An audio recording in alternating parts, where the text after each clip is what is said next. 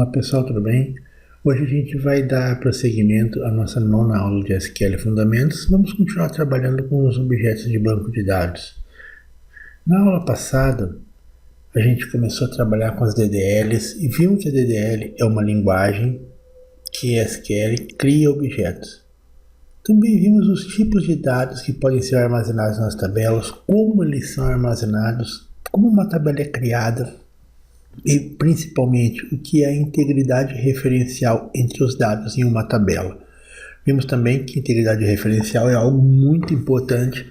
Essa palavra deve ser realmente guardada por vocês, né? Essa palavra aqui de integridade referencial, que nada mais é do que a razão principal do banco de dados relacional, onde você interage uma tabela com a outra, evita que se tenha duplicidade, evita que se tenha dados irreais, né? Vamos dizer assim, dentro de um objeto de dados, dentro de um banco de dados, na verdade. Bom, hoje a gente vai aprender a proceder a algumas alterações nas tabelas que a gente criar, como por exemplo adicionar coluna, alterar, apagar uma tabela, uma coluna, e fazer algumas alterações ainda dentro das nossas constraints. Ok? Agora vamos então relembrar o que criamos na aula anterior. Na aula anterior criamos uma tabela, onde, relembrando, ela tem os campos, né, que serão armazenadas as informações, serão armazenados os dados. Esses campos, eu tenho os tipos de dados que vão ser armazenados, tipo caractere de 30 posições, que a gente viu que é a definição da quantidade de caracteres que vai ter, ou seja, eu posso ter um nome com até 30 posições. O código, que é um campo número de 6 posições, data de matrícula, que é um campo data, valor da mensalidade, que é um campo número de 4 posições, no total sendo duas, depois sendo duas casas decimais. E criamos uma constraint chamada de PK, que é a constraint PK. Lembra que a gente viu que é uma chave primária, né, uma primary key, aonde essa primary key ela é colocada em cima do campo code aluno. Com isso, a gente viu que o campo code aluno passa a ser uma chave primária que garante que o código do aluno seja not null e unique. Lembrando que not null é um campo que não pode ser nulo e unique é um campo que não pode ser duplicado. Então, essa foi a tabela criada na aula anterior. Essa foi a tabela com a qual a gente fez a nossa explicação, a gente trabalhou.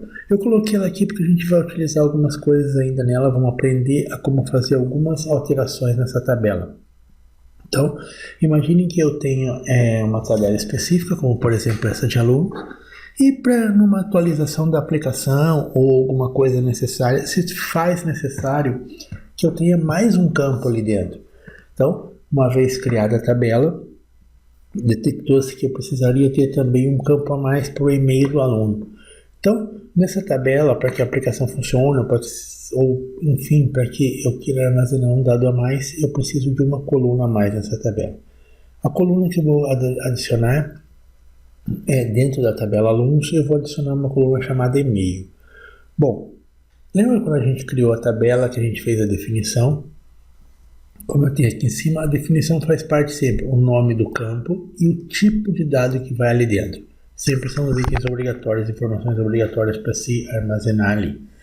Então, a sintaxe que a gente vai utilizar, ela vai dizer para mim o nome do campo e ela vai dizer para mim também qual que é o tipo de dado. Colocando aqui ainda, o comando que eu utilizo é o comando alterTable, o nome da tabela, add. Então, o que faz parte do comando é alterTable, o nome da tabela. Lembrando sempre que se eu não estiver conectado com o próprio Owner, tem que colocar owner, o nome da tabela, add, o nome do novo campo que eu quero adicionar e o tipo de dado. Mesma coisa quando eu fiz a criação, o nome do campo e o tipo de dado também tem que estar informado ali. Então eu estou adicionando um campo chamado e-mail aonde o tipo de dado é varchar2 com um total de 20 posições. Então, feito isso, a tabela vai passar a ter um campo chamado e-mail e que eu vou poder armazenar o e-mail dos alunos. Agora, é claro, uma questão assim que é algo meio óbvio, mas é interessante comentar porque tem algumas questões de prova que eles fazem pegadinha em cima disso. Bom, quando eu tenho uma tabela, que essa tabela já tem dados, eu vou lá e adiciono uma coluna, é óbvio que esse valor da coluna, fazendo essa adição dessa forma aqui, automaticamente ele vai trazer um valor nulo, ou seja, não vai trazer nada colocado ali dentro. Se eu quiser fazer alteração, se eu quiser, eu preciso agora inserir o nome dos e-mails de todos os alunos. Nesse caso, né, no caso do curso, como seria feito? Provavelmente a escola teria lá uma planilha onde eles iam captar, pegar todos os e-mails dos alunos, né, pedir para que os alunos colocassem um e-mail, e ali iam fazer uma alteração, fazendo um update, colocando a update na tabela HR alunos, set e-mail igual, o e-mail do aluno, né, where nome ou where code aluno, para ser mais exato for tal. Por que eu digo código de aluno é o mais exato, né, nessa situação do update? Porque o nome, eu posso ter homônimos, posso ter pessoas até com o mesmo nome inteiro que seja igual. Daí eu estaria colocando o e-mail errado. Então, para evitar, imagina a escola mandando, por exemplo, um e-mail de cobrança, mandando para uma pessoa que tem o mesmo nome que outra, mas não é ela que está devendo. Então poderia ser uma coisa enrolada. Para evitar isso, trata-se sempre pelo código, aí está a grande vantagem de se trabalhar, de se ter uma chave primária. Eu posso também, no anterior a gente viu que eu adicionei uma coluna, agora eu posso modificar uma coluna que já tenha sido adicionada. Então imagine lá que uma pessoa começou a estudar na escola e por um acaso o nome dela tem mais do que 30 caracteres. Veja que eu coloquei no campo só nome. O padrão americano é colocar nome numa coluna, sobrenome na outra, mas no nosso caso eu coloquei nome para que seja colocado o nome completo do aluno, nome, sobrenome, tudo, enfim. Bom, essa situação é interessante que já aconteceu comigo em cadastro da empresa, onde meu nome todo não coube, né? E com isso teve que já ocorreu a situação de não poder ser abreviado e eles teriam que fazer uma modificação na tabela para aumentar, para caber a mais. É uma situação interessante, mas ocorreu comigo há pouco tempo isso aí, e realmente a empresa teve que fazer essa alteração específica. É engraçado, mas é um fato bem pertinente, bem ocorrido realmente nesse caso. Bom, a sintaxe que a gente vai trabalhar, né, a forma como a gente vai fazer, vai proceder quando isso ocorrer, é assim, a sintaxe que se utiliza é alter table, como a gente viu, o nome da tabela e modify. Então, o comando que vai ser utilizado na sintaxe do comando para alterar é alter table, o nome da tabela, modify e o nome da coluna que eu quero modificar. Aqui no caso o nome, que é o varchar2 de 38 posições. Mudando de 30, como ela estava, né, 30 posições, ele está indo de 30 para 38 posições, certo? Essa é a modificação que a gente está fazendo. Bom, então, continuando ainda nessa linha, continuando ainda nas alterações de colunas, algumas considerações são importantes que a gente tem que ver a respeito da alteração de uma coluna em uma tabela. Eu coloquei aqui, marquei como questão de prova, que realmente é uma coisa que costuma se cobrar, costuma-se ter pelo menos uma questão a respeito disso. Então, vamos analisar aqui então que é possível aumentar a largura ou a precisão de uma coluna numérica. Lembrando, vou voltar aqui só para a gente, para mostrar mais fácil. Eu tenho aqui, por exemplo, o valor da mensalidade, largura e precisão. Largura 4, precisão 2. Então, a quantidade total de caracteres, vírgula, a quantidade desses caracteres que estão depois da vírgula. Ou seja, né, quantos eu posso ter. No caso de numérico, a não ser exceto posto de gasolina, né, que até hoje eu não entendi ainda por que eles colocam dessa forma, mas, enfim, porque os postos de gasolina, se vocês já perceberam, eles colocam, por exemplo, o valor do combustível, o valor da gasolina por exemplo, sei lá, R$3,989, para não dizer que é 99, né? Então, ou 999, para não dizer que é R$4. Então, mais acho que uma jogada que acaba sendo mais para fazer um marketingzinho ali, uma propaganda específica. Mas, continuando aqui ainda, voltando para a nossa alteração de coluna, então a largura de uma coluna poderá ser reduzida. Muito importante esse item aqui, eu poderei reduzir também a largura de uma coluna, mas em algumas situações que eu posso reduzir. Veja, reduzir, sempre que a gente fala em banco de dados e tal, que eu preciso reduzir uma tabela, reduzir um campo, reduzir um data file, enfim, eu tenho que analisar primeiro se eu não vou ter itens lá dentro que vão ser impactados por essa redução. Jamais eu poderia ter lá um campo, por exemplo, com uma quantidade X de caracteres que já esteja preenchido por algum item e eu querer reduzir, ele não vai deixar, porque ele vai dizer que algum item, ele não vai simplesmente atruncar o item para fazer essa redução. Bom, então algumas situações que a largura de uma coluna poderá ser reduzida se a coluna contiver somente valores nulos. Claro, né, a gente analisando aqui, se só tiver com valores nulos dentro de uma coluna, o que vai acontecer? Bom, os valores sendo somente nulos ali dentro, ok. Ausência de valores, então ele vai poder reduzir normal. Se a tabela estiver vazia, automaticamente ela vai ter valores nulos, né? Os valores da coluna que estão sendo reduzidos vão ser nulos, então também permite a redução sem problema. A redução de largura da coluna não deixar o campo menor do que os dados que existem nele. Aquilo que eu acabei de comentar, né? Eu tenho lá, por exemplo, um campo nome com 31 posições, eu quero reduzir para 30. Se algum nome de alguém, pode ser um só dentro de um universo enorme, mas se algum chegou realmente àquele tamanho 30, ele não vai deixar reduzir para evitar problemas específicos.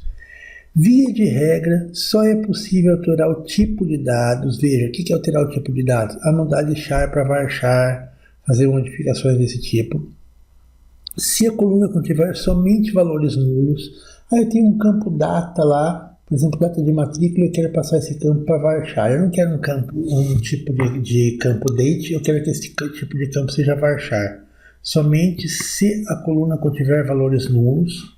A exceção que eu tenho as conversões de char para varchar são tipos de caracteres diferentes, a gente comentou na aula passada, tipo de dados diferentes, não de caracteres, mas tipo de dados diferentes, e que pode ser feita com dados nas colunas. Quando eu estiver mudando então de char para varchar, me permite fazer isso. Só será possível converter uma coluna char no tipo de dados varchar ou converter uma coluna varchar no tipo de dados char somente se a coluna contiver valores nulos ou se ainda não alterar o tamanho. Então, são algumas coisas interessantes que eu consigo alterar, eu consigo fazer, ou se por um acaso não alterar o tamanho específico do caractere ali dentro. Uma alteração de valor padrão de uma coluna afeta somente as novas inserções da tabela. Mudei algum valor padrão, algum valor específico ali dentro, que é um valor padrão. Eu posso colocar aqui uma tabela, quando for criada aquela tabela, eu posso definir que uma coluna dela tem um valor default. O que é um valor default? Se por um acaso nada for inserido, automaticamente ele vai inserir um valor específico, um valor default ali dentro. Então, eu posso definir isso e fazendo essa alteração do valor padrão, somente vai ser alterado na próxima inserção. É claro, ele não vai mudar os valores anteriores. Renomeando coluna. Bom, eu tenho um nome de coluna específico e eu quero renomear. Não ficou legal, eu não quero utilizar assim. Veja, isso, se por um acaso for somente por uma questão de relatório, a gente já viu lá nas primeiras aulas que eu posso resolver isso com alias. Lembra o alias de coluna? Por exemplo, aqui eu tenho a minha tabela alunos. Essa tabela alunos eu criei hoje, né, uma coluna chamada e-mail, mas o relatório eu não quero que saia escrito e-mail, eu gostaria que saísse escrito caixa postal. Ok, nesse caso eu poderia fazer o seguinte, faria select, colocaria lá e-mail, na frente do e-mail quando eu coloco o campo, né, select nome, por exemplo, vírgula, e-mail, sem colocar vírgula eu colocaria lá caixa postal. e automaticamente no relatório, em vez de sair escrito e-mail, sairia caixa postal. Mas se não for isso que eu quero realmente alterar na tabela mesmo, eu preciso alterar por algum motivo, enfim, por alguma situação lá do desenvolvimento, por alguém, eu preciso alterar o nome da coluna. Então, o comando que eu vou utilizar, ele vai ter lá o alter table, nome da tabela, e rename column to. Rename column, nome da tabela atual para o nome novo. Então esse aqui vai ser o atual e esse aqui vai ser o nome novo. Feito isso, automaticamente a tabela vai ser renomeada e esse rename da tabela vai passar a ter o nome novo, vai passar a ter o nome específico que eu resolvi colocar, que eu resolvi criar para ela, certo? Então vamos lá. Vamos imaginar que na tabela agora a gente precisa apagar alguma coluna. Imagina que tem alguma coluna lá que eu não queira mais utilizar, enfim, que não precise mais utilizar. Eu vou dar um alter table, nome da tabela, drop column e o nome da coluna que eu quero apagar. Imagina então que aquela coluna que eu acabei de criar, né, coluna e-mail, eu não preciso mais dela, eu achei que ia precisar, mas não vai ser útil, não vai ser necessário. Então, eu poderia ir lá e dropar a coluna específica. Eu ia lá e daria um alter table e drop column na coluna que eu não vou mais utilizar. Aqui a gente tem que relembrar que apenas uma coluna vai ser apagada por vez. Tá, então quando eu for apagar, somente uma coluna será apagada por vez. Isso aqui é uma questão que às vezes pode vir de uma forma ou de outra cobrada isso em prova também. Como que eles cobram normalmente isso em prova? Não é perguntando se pode fazer, como que pode fazer, não é uma pergunta direta.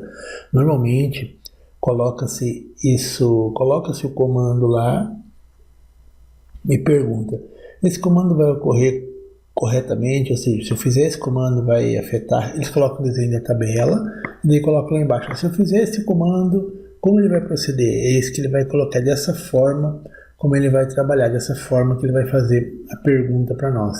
Então, importante eu saber que, por exemplo, se eu tiver mais de uma coluna, dropando mais de uma coluna ao mesmo tempo, ele não vai funcionar.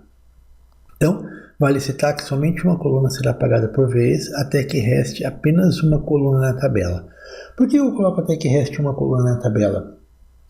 Eu não vou poder fazer drop column até acabar todas as colunas da tabela, porque eu estaria acabando com a tabela. E para acabar com a tabela não é essa forma, não é apagando coluna a coluna. Essa coluna poderá conter dados ou não, olha que interessante, e uma vez apagada não existe recuperação sem intervenção do DBA. Eu vou deletar uma coluna específica lá e depois eu recupero, não recupera, tá? Claro, se o DBA entrar, fizer alguns procedimentos de retorno dessas informações e tal, ele vai conseguir recuperar, ele vai conseguir voltar essa informação. Mas de uma forma simples, não é com rollback, porque uma outra coisa importante também, as DDL não tem rollback nem necessitam de commit. Então, uma vez dado o comando dado é comando executado, dei enter, já era. Então, essa coluna que eu estou trabalhando ali, como ela vai poder conter dados, uma vez apagada não existe recuperação. Atenção nisso. Outra coisa interessante, outro item interessante que deve ser bastante analisado, deve ser cuidado, é colunas que fazem parte de constraints não poderão ser apagadas, a menos que se tenha sido usado na criação a cláusula de cascade. Senão seria estranho, né? Eu iria lá, apagava uma coluna que faz parte de uma primary key, por exemplo, como ficaria as tabelas filhas, né? As tabelas filhas que fazem relação com aquela tabela mãe, simplesmente apaguei a coluna e daí morre a relação. Então, nesse caso, não teria como fazer. Uma opção bem interessante antes de se dropar uma coluna é torná-la ela como não usável ou ainda nuzzy. Muito pouca gente sabe disso. Antes de dropar uma coluna, eu posso pegar e tornar ela não usável. Torná-la não usável não significa apagar ela. Significa dizer que ela não vai aparecer mais no selects, ela não vai mais aparecer lá no describe, quando eu der um desk, ele não vai aparecer mais. Então, É interessante, eu faço isso para que eu possa perceber se ela pode mesmo ser apagada sem problemas para o funcionamento da aplicação. Eu vou lá, torno uma coluna NUSD e deixo um tempo. Se por um acaso a aplicação não reclamar, né, como a gente fala, ou não faltar informação, não falta dado, a gente vai lá depois e dropa essa coluna. Sempre antes de modificar uma tabela, a gente precisa ter certeza que a modificação que está sendo feita não irá ocasionar problemas para os sistemas que fazem parte dela fazer uso. Às vezes, pode ser que você tenha uma coluna lá, principalmente quando ela contém dados, e essa coluna em algum momento da aplicação ela é lida, em algum momento da aplicação ela precisa ser recuperada aquela informação que está ali. Então, muito cuidado antes de fazer esse tipo de modificação para ter certeza que não vai ocasionar problema nos sistemas. Por isso a questão do NUSD ela é bem interessante, embora pouco conhecida, e também é bastante útil nessa hora para a gente conseguir fazer essa análise, conseguir fazer essa situação ali, poder ver isso. Assim, a gente pode tornar uma coluna não usável e após um tempo solicitar que ela seja dropada. As colunas estão marcadas como NUSD, que a gente tem certeza que não vai ter problemas. Ok? Então, bastante interessante isso, a gente vai ver como proceder, como fazer logo a seguir. Para setar uma coluna como NUSD, eu faço alter table, o nome da tabela, set a NUSD e o nome da coluna. Ou ainda, eu posso fazer o comando, são comandos são similares, na verdade, os dois fazem a mesma coisa. Eu posso colocar alter table, o nome da tabela, set a NUSD column e o nome da coluna. Colunas marcadas como não usadas não são recuperadas em cláusula select, mesmo com select asterisco. Aí eu tenho lá a tabela HR alunos, coloquei a coluna e-mail como NUSD e eu vou pegar e vou fazer um select asterisco, não vai trazer o conteúdo da coluna que foi colocada como NUSD, ou seja, não vai trazer o conteúdo da coluna e-mail, ainda que ela tenha dados. Não é listada no comando desc ou describe. Lembra do describe ou desc, que é aquele que eu faço desc, por exemplo, hr.alunos, e automaticamente ele vai me trazer qual que é a estrutura da tabela, né? Ele vai me trazer quais são os campos, qual que é a estrutura da minha tabela específica. Caso eu queira verificar quais colunas estão nessa situação, existe uma view de dicionário de dados. As views de dicionário de dados são um tipo de objeto que me traz informação a respeito dos dados, da estrutura do meu banco de dados. Por exemplo, a user underline NUSD call tabs, ele vai me trazer informação a respeito de colunas que estão colocadas como NUSD dentro de uma determinada tabela ou dentro das tabelas do banco de dados. Feito isso, ele vai me trazer o nome da tabela e vai me trazer qual coluna que foi setada como NUSD ou quais colunas que foram setadas como NUSD. Eu posso ter mais de uma coluna setada como NUSD ali dentro. Então, setei uma coluna específica, seja com set a NUSD o nome da coluna, ou set a NUSD column o nome da coluna, e agora eu quero dropar essa coluna. Passou um tempo, eu vi que realmente não ficou setada e eu devo proceder com o comando. Então eu digo assim, bom, olhei lá, essa tabela, essa coluna não ficou muito utilizada, né? Ou seja, essa coluna realmente não fez falta para a aplicação, já estava lá sobrando, e eu dropei essa coluna. Apenas lembrando que colunas que façam parte de constraint não serão passíveis dessa alteração por não poder ser excluída, né? Claro, eu vou tornar a NUSD com a intenção de excluir. Eu não posso colocar a NUSD de uma coluna que ela faz parte, por exemplo, que seja uma primary key, porque quando eu for inserir na tabela filha algum dado, ele sempre vai verificar na tabela pai. Se a tabela pai tivesse com o campo como NUSD, ele não conseguiria fazer essa verificação. Por isso o Oracle já bloqueia para que eu faça isso com colunas que são constraints. Bom, é interessante isso, muito pouca gente sabe. Eu já vi bastante gente errar a questão em prova por nem saber que existe essa situação do NUSD e do drop NUSD columns. Tá? Então é interessante de você saber como funciona, de você saber trabalhar com isso aqui. Bom, vamos agora relembrar alguma coisa que a gente viu na aula anterior, que é a questão das constraints. Como que é criada, por que serve a constraint, né? E vamos trabalhar um pouquinho com as nossas constraints agora. Vimos na aula anterior que as constraints são criadas para manter a integridade referencial entre os dados da tabela. Até aqui, tudo bem, a gente lembra que foi feito isso. Bom, a gente então criou a nossa tabela alunos, vimos que tem a forma de se adicionar a constraint no final da criação da tabela, particularmente eu prefiro essa, ou tem aquela que logo após o campo você diz que ele é uma constraint.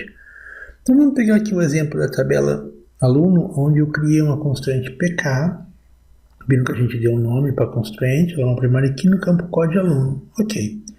Eu também vi que eu posso criar uma foreign key. Foreign key é uma chave estrangeira, onde uma coluna vai fazer referência a um campo em uma outra tabela.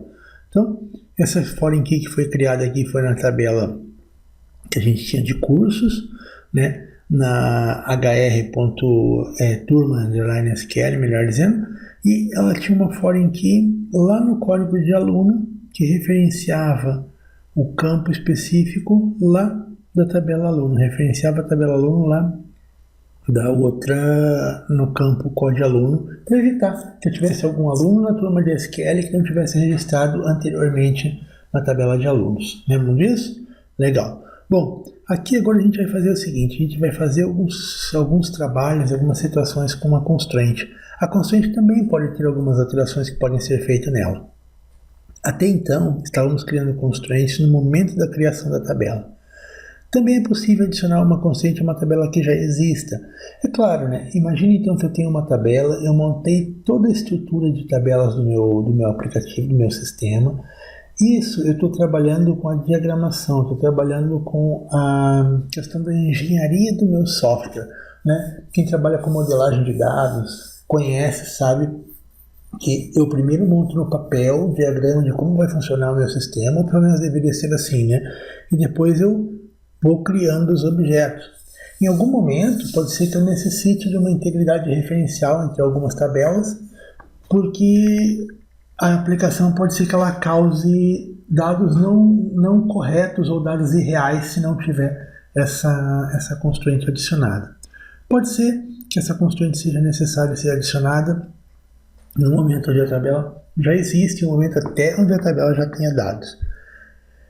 Vamos imaginar então que a tabela alunos tendo a constraint PK adicionada posteriormente à sua criação. Ou seja, eu tenho uma tabela e essa tabela ela não tinha uma chave e agora eu resolvi colocar. Imaginemos então que a gente criou a tabela sem chave primária, sem constraint nenhuma. Eu vou fazer um alter table, que é o comando inicial, o nome da tabela, modify o nome do campo que eu quero, primary key. Vocês vão analisar, vão perceber uma coisa bem importante aqui. Eu não gosto muito dessa forma de definição, porque ela não vai deixar você criar um nome para sua constraint. Eu lembro de ter comentado na aula anterior que facilita muito para quem vai gerenciar o aplicativo depois, para quem vai gerenciar o sistema depois, para o administrador de dados, para o administrador de banco de dados, né? Então, para o AD ou para o DBA, facilita muito se você tiver realmente o nome da constraint que te traga alguma definição a respeito da tabela, você tenha um nome específico para ela. Caso você faça dessa forma aqui, o próprio Oracle, o próprio sistema vai criar um nome. Ele vai criar um nome com CIS alguma coisa, que vai ficar meio ruim de você definir de qual constraint que é, a respeito de qual constraint que é. Vai ter que estar verificando nos dicionários de dados, enfim, para descobrir aquela constraint referenciando qual tabela e qual coluna da tabela que ela é. Para evitar isso, eu normalmente faço o alter table, add constraint, eu uso essa sintaxe, add constraint, o nome da constraint que eu quero, primary key, em qual campo. Então, vou estar alterando a tabela HR alunos, adicionando uma constraint com o nome que eu defini, essa constraint é uma primary key no campo code aluno. Eu acho isso aqui mais didático, melhor e mais limpo depois para quem vai analisar o código, realmente conseguir descobrir aonde está o momento exato, aonde está a constraint que ele precisa. Acreditem, eu trabalho com o DBA, eu sei que isso muitas vezes faz uma diferença muito grande, facilita muito em algumas análises, principalmente análise de erro. Se alguém tenta fazer uma inserção que viola uma constraint, é muito mais fácil de dizer, ó, violou a constraint na tabela HR, PK código de aluno. Eu já sei que é uma primary key que é no campo código de aluno, então fica muito mais fácil essa análise, muito mais limpo, muito mais bem feito o código. Aqui ainda continuando, vamos ver como que a gente continua adicionando as constraints, né? A gente vai ver adicionar uma foreign key quando a tabela já foi criada. Então, no slide anterior a gente viu como adicionar uma primary key, aqui a gente está vendo como adicionar uma foreign key sendo adicionada após a criação da tabela. Então vamos imaginar que nossa tabela lá, turma underline SQL, eu preciso adicionar, já tinha criado a tabela e eu percebi que eu realmente só poderia ter alunos ali dentro que tivessem cadastrado como alunos. Então, para isso, eu precisaria adicionar uma chave estrangeira, fazendo referência a uma chave primária e uma outra tabela.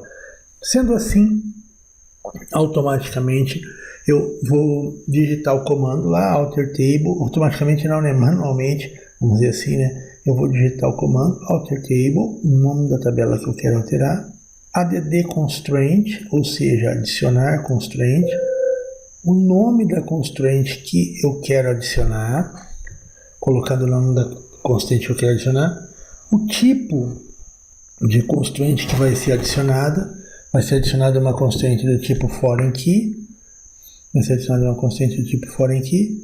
No campo código de aluno, veja, isso aqui é importante para não ter dúvida. Esse código de aluno, embora seja o mesmo nome, ele está relacionando ao código de aluno da turma SQL. Referências a uma tabela específica no campo específico dela. Vou até mudar a cor aqui, a gente vê um item interessante. Esse código de aluno que tem aqui é referenciado com essa tabela aqui. Os nomes de campos não precisam ser iguais, embora nesse caso seja, certo? Mas o campo código de aluno da tabela alunos está referenciando o código de aluno da tabela turma SQL. Ou seja, eu não posso adicionar ninguém na turma que não tem um código já pré-cadastrado lá na tabela alunos. Ok? Isso é muito importante, essa integridade referencial. Lembrando que uma foreign key sempre vai se relacionar com uma primary key lá na tabela principal.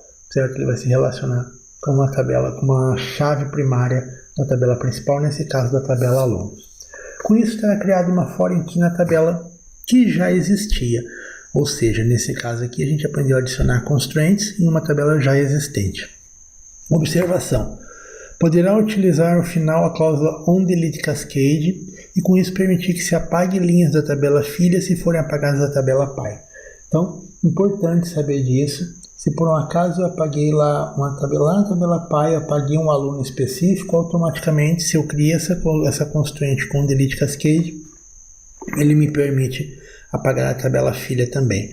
Tá? Tem que ter bastante cuidado, isso pode ocasionar problemas no sistema, tem que ser bem analisado, o design da aplicação tem que ser muito bem feito nesse caso.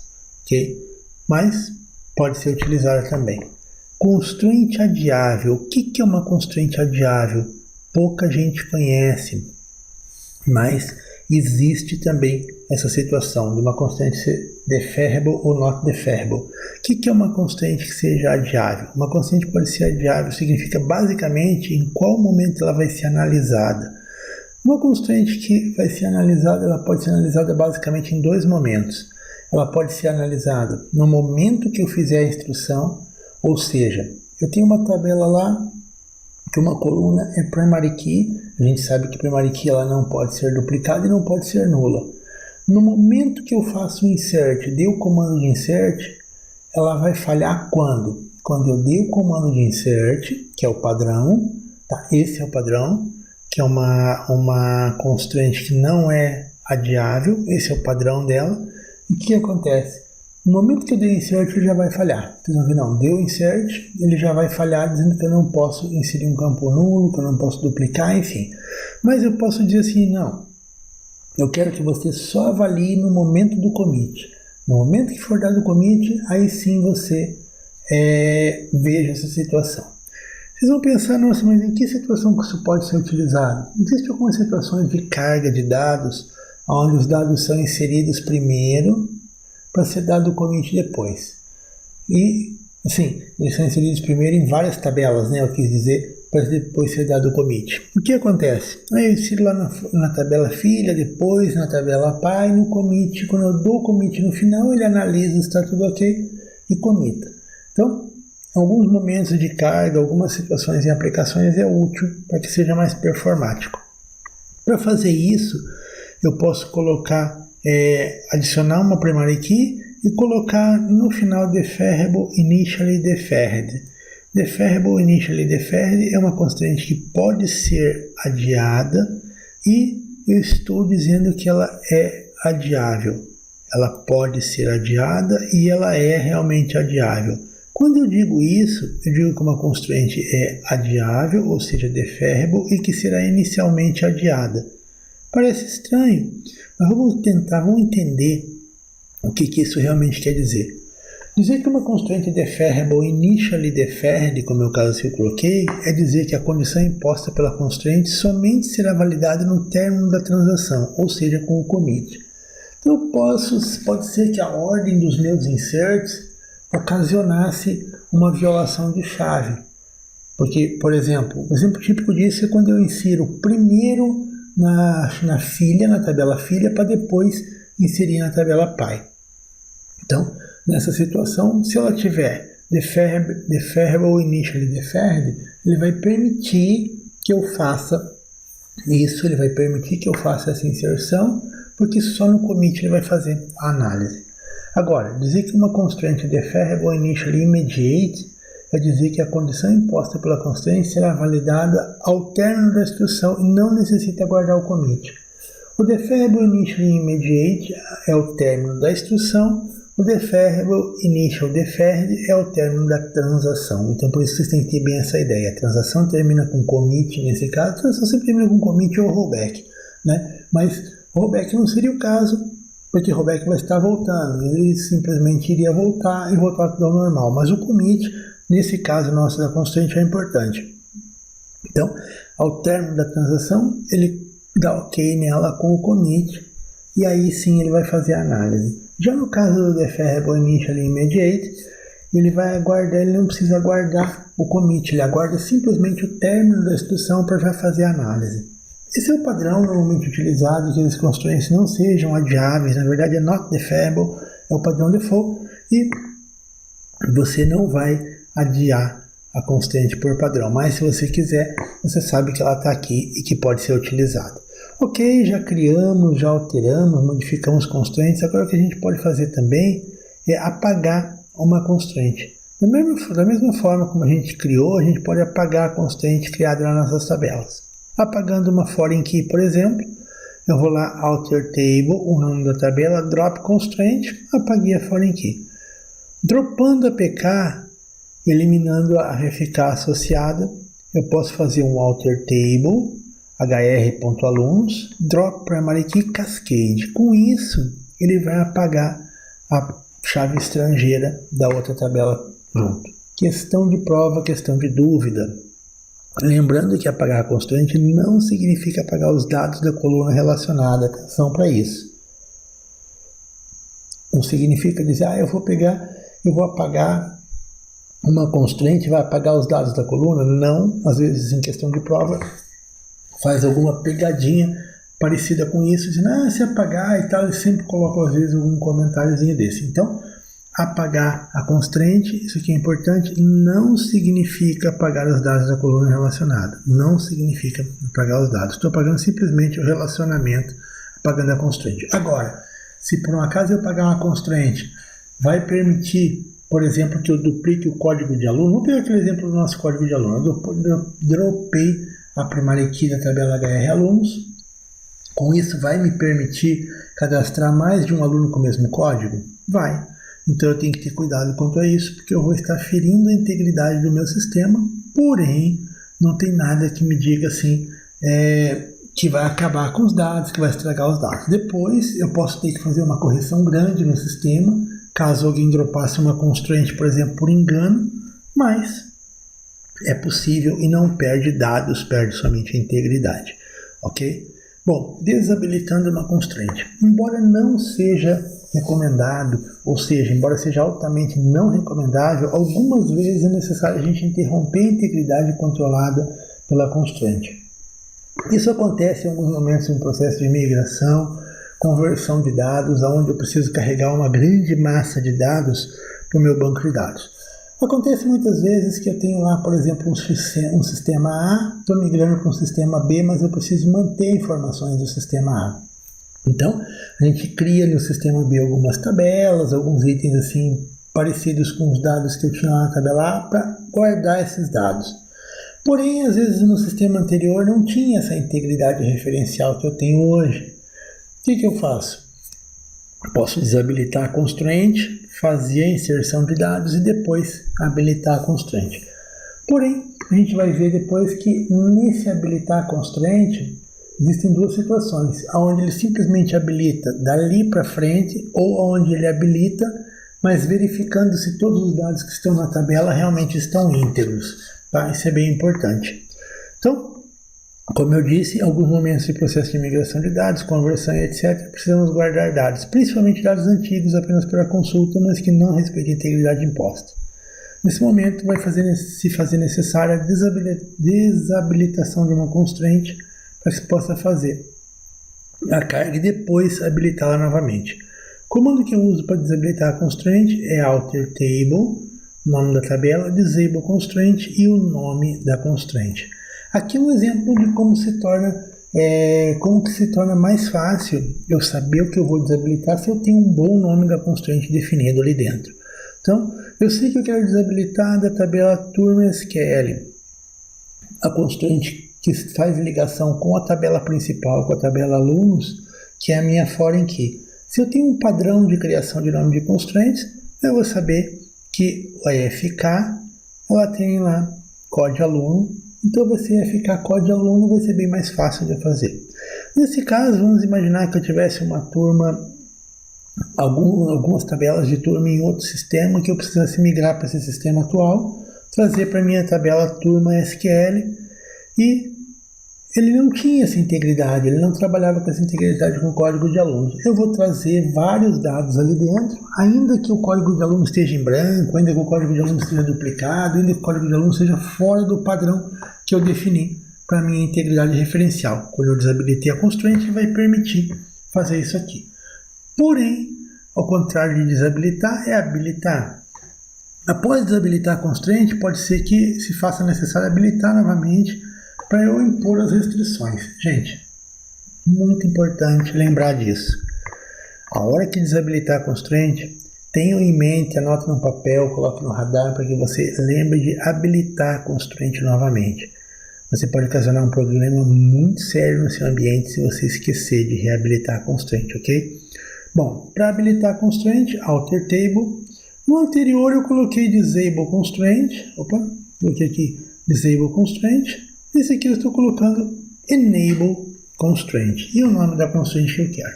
Porém, no caso que eu comentei anteriormente, se eu trouxe dados de uma migração, se eu trouxe dados ali que não, dados sujos, né? O que eu digo dados sujos? Aqueles dados que não validam a constraint, que não estão de acordo com a integridade referencial, mas que eu preciso trazer somente para consulta, eu vou ter problema se eu habilitar a constraint desse jeito, porque o padrão de dar um enable constraint, ele vai lá e faz a validação do campo, para ver se realmente aquilo está correto, e ele vai dizer que não pode habilitar a constraint porque vai violar a constraint X no campo tal. Esse é o erro que ele dá. Porém, no caso comentado, caso a gente tivesse incluído dados que não sejam condizentes com a validação, mas mesmo assim precisamos manter esses dados e também precisamos manter a nossa integridade referencial, é claro, vamos habilitar a constraint com a cláusula no validate, que não vai validar os dados que já estão na tabela.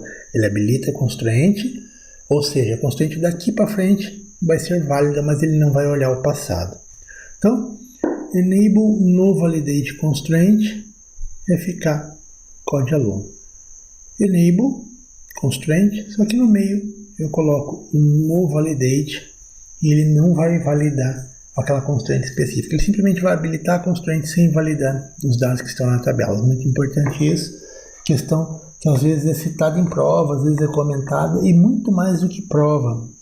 É utilizado no dia a dia isso aqui.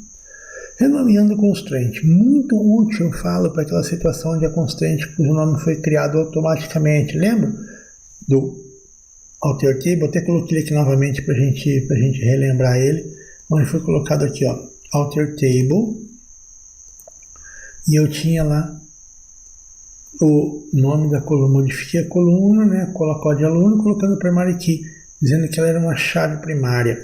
Com isso, eu não defini nome, o sistema criou o próprio nome. Como o sistema vai criar aqueles nomes sys, alguma coisa, tal como eu falei, eu posso vir depois e fazer a alteração através do comando alter table, o nome da tabela, rename constraint, para o nome da constraint que eu quero. Então, eu poderia colocar rename constraint sys alguma coisa to fk aluno underline aula, underline aula, certo? Então, se eu quisesse trocar aqui o nome da minha constraint, a código aluno não ficou legal, eu quero colocar ficar aluno aula. Embora nesse caso o nosso código aluno seja melhor, porque ele traz que ele é uma foreign key a respeito de qual campo, mas se eu quiser modificar, se eu quiser fazer, enfim, eu posso trabalhar. Alter table, rename constraint, o nome da constraint que está para o nome que eu quero. Então é o rename to específico. Muito interessante isso aqui, muito importante isso aqui no dia a dia.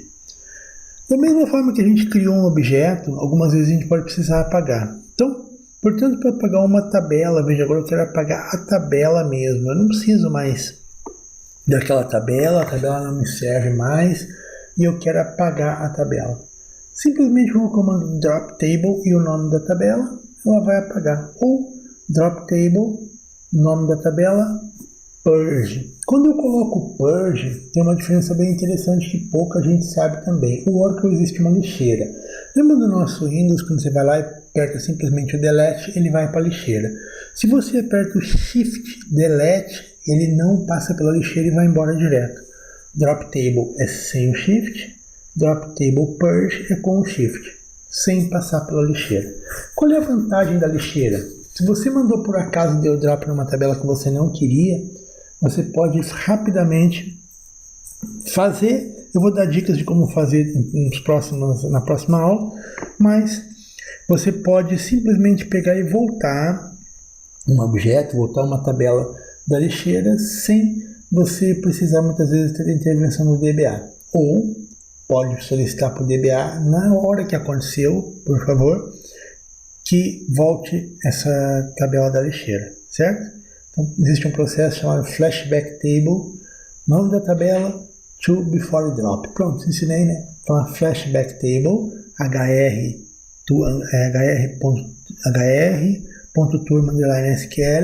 to before drop, ela vai voltar da lixeira, renascer das cinzas. E isso, claro, se eu não tiver feito o purge. Fez o purge, não tem como fazer, só voltando backup, enfim, com outras ferramentas que o DBA pode usar. Muito interessante isso aqui, para você saber que se você não precisar de uma tabela, você pode simplesmente pegar e deletar ela. Você pega e dá um fim na tabela, que não vai ter problema.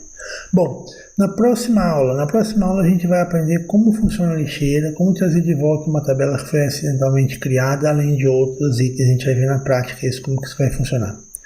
Vou pedir para que vocês façam o seguinte, estudem bastante, criem tabelas, constraints, tente violar as constraints, desabilite a constraint e tente novamente violar. Ou seja, né, você vai lá, cria uma constraint, pode ser nessa tabela de alunos mesmo, aquele padrão que a gente fez. Você já criou, você apaga ela, coloca a constraint, recria, coloca a constraint como a gente viu hoje, tenta inserir, vai ver que vai violar a constraint, desabilita a constraint, tenta inserir novamente, habilita a constraint sem e com no validate para vocês verem como que vai funcionar, certo? Então, bastante interessante, bastante importante isso. Os itens da aula de hoje, não só para a prova, mas para dia a dia, são muito, muito importantes, principalmente para quem, não só para quem trabalha como administrador de banco de dados, ou com quem trabalha como administrador de dados, tá? Porque tem essa diferença, o administrador de dados trabalha com os dados, com as informações, o administrador de banco de dados trabalha com performance, com o banco, criação, a parte física, a parte de infraestrutura do banco. Enfim, mas não só para esse pessoal, mas para quem vai trabalhar com modelagem, quem vai montar objetos, criar objetos, isso é bastante importante, certo? Então, continuem ligados e na próxima aula a gente vai trazer mais algumas dicas, mais algumas informações importantes também, ok? Gente, grande abraço, Até a nossa próxima aula.